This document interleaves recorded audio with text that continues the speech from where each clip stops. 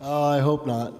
Um, but you never know. I love what I do, and as long as my body holds up, and the biggest adjustment I had to make the last few years was just getting smarter with my training and toning it down a little bit, and still being able to maintain my conditioning. Yesterday on Twitter, you were talking about seeing Dan Henderson in the UFC office, and he was a guy. You wrote something quick about this, how he was a guy when you first started. He was around, and now you can't believe that you're on the same card as him, and he's still around. Can you talk about that story, and are you surprised to still see him fighting and doing better than ever at his age?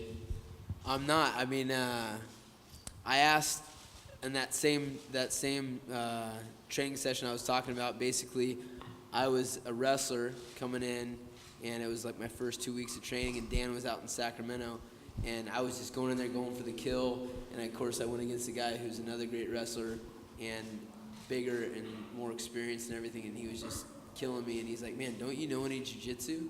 And I was like, no, not really. I said, but you're way bigger than I am. I know some, and then he said, well, Javier Vasquez knows, he's small, and he can hang because he knows jiu-jitsu, and I was like, well, I'm working on it. But the other thing is I asked one of his training partners, I was trying to get a feel for how the best guys did things, and I was lucky enough to be around guys like Randy Couture and Dan Henderson when I first started in this sport. But I was asking his training partner how much he runs, and he said Dan hasn't ran in 13 years. And so I've been a huge fan of Dan. I mean, he's just a mentally tough guy. He also told me a story when he was partying all year and then decided to compete in a wrestling tournament and won the national tournament after not competing all summer. So this guy's a unique cat. He's like a pirate or something. And for I guess I got no comment about that. I definitely do other things to stay in shape other than run. Do you remember that day? Do you remember? Yeah, I do. I remember that. And I watched. I think it was his first fight, right? That I watched. I was at. And he just came out guns blazing with not really any game plan, just going 100 miles an hour the whole fight and never slowed down. So I was pretty impressed with that.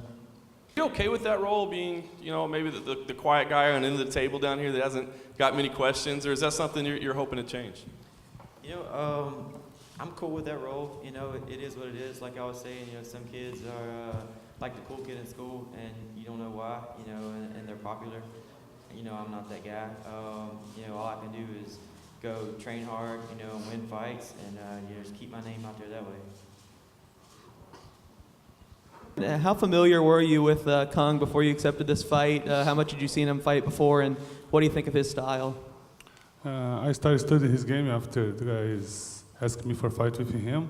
I have one unique style, no? I think nobody kicking like him in MMA.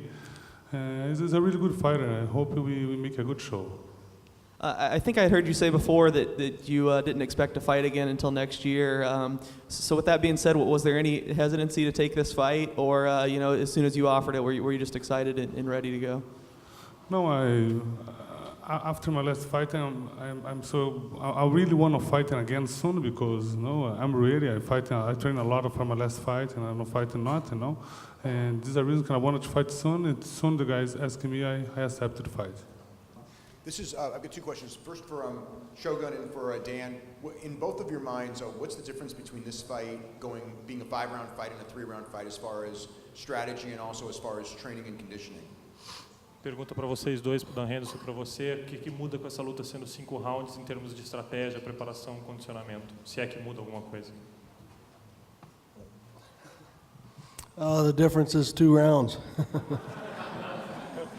You just, same as 3 rounds. I'm going to go hard as I can and as long as I can. And you kind of have a pace. You can't go 100% the whole time. And you just got to account for that in your training and be prepared for 5 hard rounds. And that's what I did in my training.